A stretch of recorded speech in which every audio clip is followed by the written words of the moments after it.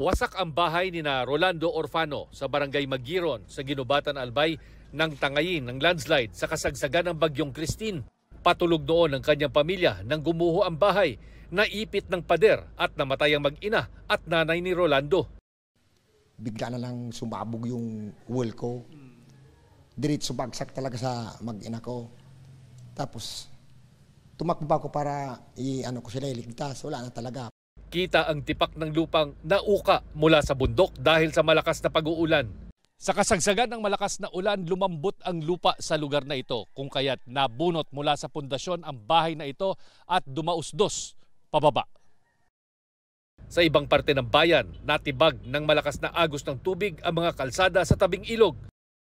Sa mga komunidad sa bulubunduking mga lugar gaya ng Barangay Onggo, nakahambalang pa rin sa mga kalsada ang malalaking puno at lupa. Mga motorsiklo lang ang nakakadaan sa gilid ng malalim na bangin.